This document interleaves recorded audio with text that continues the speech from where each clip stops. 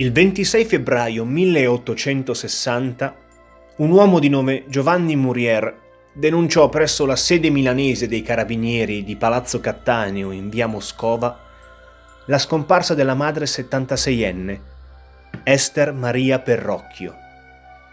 Il giudice Crivelli fu incaricato delle indagini sul caso e fu grazie ai suoi sforzi se si venne a sapere dell'esistenza di una falsa procura, ovvero un documento che conferisce il potere di compiere atti giuridici a un soggetto in nome di un altro, che investiva un certo Antonio Boggia del ruolo di unico amministratore dei beni dell'anziana. Le attitudini violente di Boggia vennero subito a galla. Si scoprì che le autorità austriache lo avevano condannato a 3 mesi di manicomio criminale quando, nel 1851, aveva tentato di uccidere un conoscente, tale Giovanni Comi, con un'ascia. Alcuni vicini di Boggia riferirono che l'uomo era stato visto indaffarato con dei sacchi, della sabbia e dei mattoni in un magazzino situato in stretta Bagnera, fra la Basilica di Sant'Antonio e il Duomo. Fu proprio lì che scoprirono i resti di Ester Perrocchio, murata dentro a una nicchia. Ma questo non fu che l'inizio. A seguito di tali rivelazioni, le indagini si fecero più intense e diedero ben presto altri frutti. Nella scrivania di Boggia erano infatti custodite altre procure. La prima autorizzava l'assassino a prelevare i beni di un manovale chiamato Angelo Serafino Ribbone.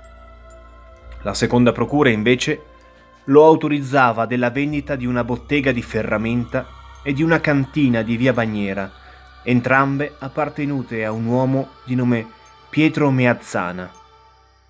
Sia Ribbone che il ferramenta erano scomparsi molto tempo prima, senza lasciare alcuna traccia. Le ispezioni effettuate nella cantina di Boggia portarono a un risultato sconcertante. Probabilmente le autorità già si aspettavano di trovare i corpi di Ribbone e Meazzana, e fu così.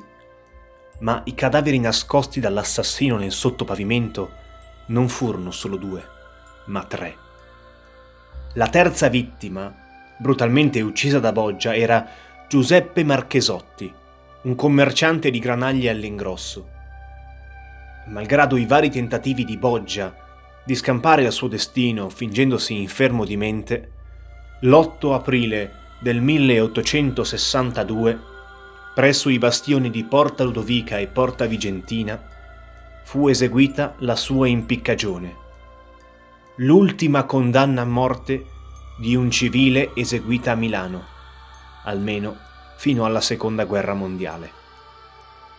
Il corpo di Boggia, decapitato, fu sepolto al cimitero di Gentilino. La sua testa fu messa a disposizione del gabinetto anatomico dell'ospedale maggiore e successivamente affidata al professor Cesare Lombroso per i suoi studi di criminologia. Nel 1949 la testa dell'assassino fu portata al cimitero di Musocco. Nell'ottobre del 2009, in un mercato collezionistico, fu fatta una scoperta incredibile. Dentro una scatola di legno recante la scritta Ospedale Maggiore di Milano c'era una mannaia da macelleria, debitamente catalogata con una targhetta scritta a mano, con la dicitura Del Boggia Antonio. L'arma con la quale l'assassino, considerato il primo serial killer della storia criminale d'Italia, aveva massacrato le sue vittime. Non si sa quali traffici l'abbiano portata al mercato collezionistico, ma oggi è custodita presso il Museo di Arte Criminologica di Olevano di Lomellina. Secondo una leggenda milanese, lo spettro di Boggia si aggirerebbe irrequieto e malvagio lungo la via Bagnera, manifestandosi sotto forma di una folata di gelo paralizzante.